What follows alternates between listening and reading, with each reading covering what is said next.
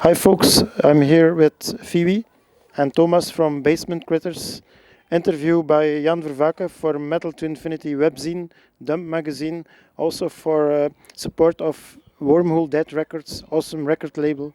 A special day because I want to do the tribute, the interview to the passing of two people of the community, the metal community of Warhammer. Volker Friedrich has passed away this week. Also, from Ancient Rites, Walter van Kortenberg has passed away. So this interview is dedicated to these people. Now, first question, can you give some biography of the band? When did you start? Year you started? Who did you start? Which were the first members? The band Basement Critters started actually in 2011 with three guitar players, Glenn, DJ and Sven. And they were rehearsing in I think in a garage or something like it, or a basement. Or a basement. And in 2012 I joined the band because they were looking for a singer for a first tryout. And then Johnny was also in the band as a drummer. Then we looked for the first bass player. And then we moved on, like I think every typical band. People are leaving the band and other people are joining the band. So, but Basement Critters always has been Basement Critters. The people who left the band, actually, I'm very proud of them that they have found their own musical identity in other bands. And the guys we have now in the band are actually now Basement Critters. I'm Phoebe, I'm the drummer, and I joined the band later on because they needed a new drummer, so there I was. We played also together, I think, 20 years ago in a band. That's where they know me from, but we all are born and raised around Kortrijk, so Basement Critters. So some updates. You have a third CD out. In fact, it's the first full-length album. You recorded in Italy. Can you tell something about the recordings in Italy? So I think it was quite awesome. Of course it was awesome, being a Belgian guy and going to Italy to the nice weather and the very good food, prego prego. That was fantastic, to be honest. We were there for 3 weeks. You're correct, in 2014 we made our first demo. We recorded it at the Empyrean Studios. That's actually at Yannick's home place, the singer of, how do they call, Hexamera. And then our EP was in Germany with Lasse Lammert, and now we did a full album in Italy at the MATLAB Recording Studios, and we worked with producer Jonathan Mazzeo. Yeah, quite an experience. Phoebe, let's start off with you. You were the drummer of the band. How was it in the studio? Yeah, I'm the drummer in the band, and as Thomas says, we had a very good time. Me and Thomas arrived as first because I had to record the drums. And we had 2 days before starting the recording, so we went into town, and needless to say that the studio smelled like Sambuca after I played my first day recording, because of all of the sweat and all the Sambuca in our body. But the recording was really well, really nice studio, a good producer. Thanks to Johnny, did a really great job, really great coaching us. Yeah, very nice experience. Actually, the most frightening moment in studio was the last Thursday that you know that the label boss of Wormhole Dead Records, Carlo Bellotti, is coming over. And actually, it was Jonathan that made us a little bit scared. He was like, yeah, boss is coming, he will check the album out, and now we will see it. I never saw Carlo, so the first time when he arrived, I call him a big guy, but he's actually not tall, but he's a big guy. Actually, he's very friendly. He talks a lot, actually, and in a certain moment, yeah, he listens to the song, he doesn't say a word, and he's just tapping with his feet. But after 2 songs, he turned around and said, it's a great job, guys, I like it, I love it. Yeah, and for me, that was the biggest relief, actually. But that was the most frightening moment in studio in Italy, when Carlo came to listen to the album. Well, personally, I adored the album. I only listened the first time today. I got it from Glenn like last week, and I postponed to listen to it. I don't know why, but I put it on today, and I put it on a second time because it's like very good. It's a big step forward to Hurt Me With The Truth. What you have to say about this? Yeah, I think also in the writing process we were more professional. We worked with Donny Momens. That's a guy of a band called Vive la Fête. They are actually making French kitsch pop, so they're very popular. But he is not into metal, but he learned us how to write a record actually.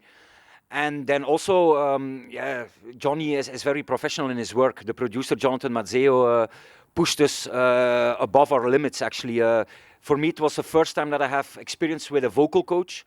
Jonathan just really pushed me to get the best vocals out. And I think, yeah, if you listen to the album, the 90s sound is really in it. And that was actually what we were looking for. Yeah, I think Johnny pushed all of us because also the guitars were pushed by him because he's himself is a really good guitar player. He plays with Bleach Some on Dry, really good band. Check it out.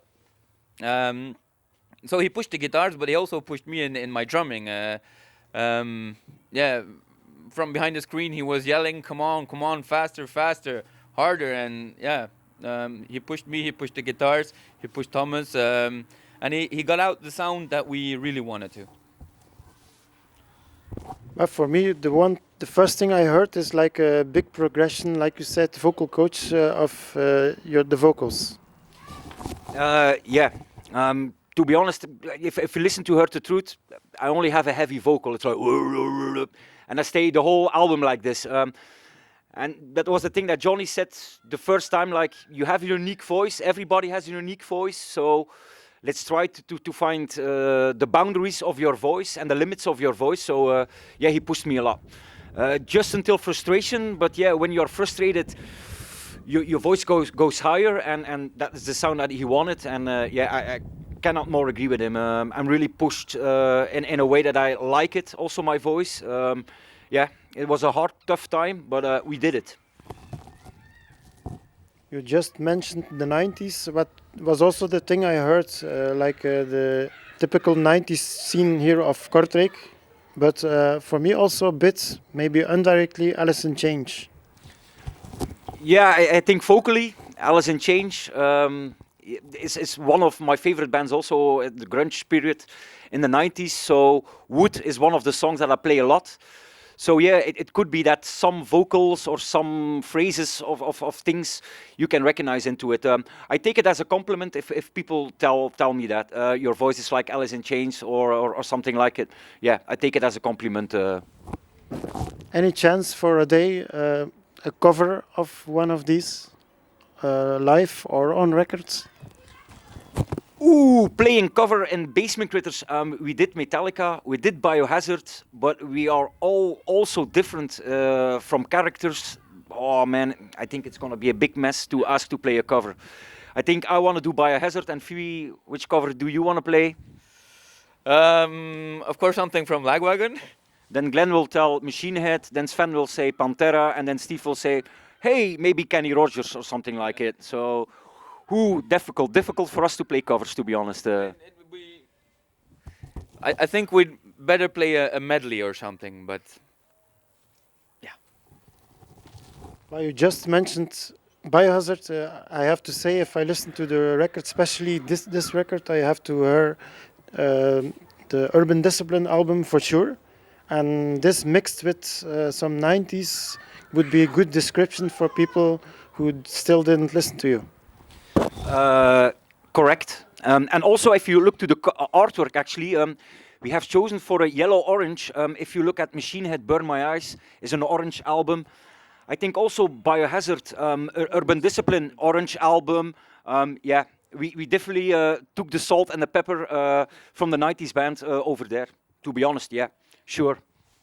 Well, it's not that we took the salt and pepper from the 90s bands, it's because we're all raised in the 90s with the bands from the 90s, played together in a band in the 90s, so there you have it, the 90s. Well, I personally saw Biohazard with the album Urban Discipline live in somewhere in Oost-Vlaanderen. It was awesome. Especially it was a death metal festival with only two other bands, Biohazard and Wargasm, and they beat all the death metal bands. I can assure you, Sven, our other guitar player, was at Dynamo Fest, I think in '92, in the Netherlands for Biohazard. I wasn't there, but I remember the stories he was telling me. So quite, I think, a year after that, '93, '94, that was for me the first time that I saw Biohazard. Yeah, and I was immediately hooked, actually. They have power on stage, they do their stuff, they play hard, yeah. Definitely Biohazard, one of my favorite bands. But also we are raised here in town, actually in Kortrijk, so H8000 Crew is also familiar for us. Bands like Congress, Liar, Blindfold, Regression, Vitality, you name it, Deformity, yeah. We raced also with bands like this here. There was a big hardcore scene in the 90s also in Kortrijk, to be honest. While you're talking about influences, suppose you're on a desert island, you only have a record player, you're alone on a separate desert island, and you can only listen to 3 albums on the records. Which 3 albums each one of you would take with you to listen to? For me, of course, Lagwagon, Hoss, Congress, Black Resistance, and Rage Against the Machine with Rage Against the Machine. I would take Henry Rollins' The End of Silence. Yeah, Congress, Blacknet, Persistence, all right with that. Also, maybe Biohazard, Urban Discipline, why not? I play this record also, and to have fun, Beastie Boys, Ill Communication. I played the game with you, different ones than I took in the Dutch part of the interview. I would go for LA Guns, the second album. Secondly, the second album of Saint Vitus, Hallow's Victim. And third one, maybe some trashy one, let's say Master of Puppets. It's always a good album. About the Corona, you did a concert last week, an online concert. Can you tell something about this? It was an honor for us to play it. We are really thankful to Jeugdhuis Aschard and Kinky Star TV to do this for them. But for me, honestly, I'm a frontman of a band. I miss the experience. I miss an audience, to be honest. I miss the energy of the audience. I miss the yelling, the screaming, the hugging that we do. I miss everything about it. It was fun to do, but I miss you guys so much. I miss my audience way too much. Also, the COVID-19 period, it's difficult to rehearsal, to be honest. We still rehearsal as a band, but it's difficult to find your motivation because there are no concerts coming. But yeah, I'm glad that we're almost through COVID-19, let us hope. I didn't collect toilet paper. I did write some music on my own, and maybe we're going to use it in Basement Critters later on. It's true, COVID has made it a difficult time for bands to rehearse because the place where we rehearse, we're not allowed to rehearse anymore because of the precautious rules. So we had to look for other places to play. So the concert we played now for Jeugdhuis Asgard was good because we were allowed, because we had a contract. It's all difficult in these times to play. Well, we really need the interaction with the public. It was really fun to do. It was really nice, again, to play because it was been a long time. But I hope everybody can still hold on a little bit and hope that this goes away really fast and that we can play again and do the concerts and the festivals. Very last question. You have something to add, like a recent update or something coming very soon? I think after summer we are releasing a video clip still for this record because we didn't play it yet, and we're gonna organize a release whenever we can. When our government gives us the permission to organize a concert, we will organize a release. Let's give you one secret. Loose License will play on our release event. One secret that I give you up front. Yes, so the release of the CD still to be announced. I wouldn't say from the first day that we can play again, but give us a couple of weeks to do some rehearsal, and then we get this thing going on. Okay, thank you guys. Thank you very much for giving the interview. Interview was done by Jan Vervaeke for Metal to Infinity webzine, for Dump magazine, also for Jan Vervaeke YouTube channel. Don't forget to subscribe and to put on the bell to don't miss any video, and also for support of Wormhole Dead Records, awesome record label. Bye bye.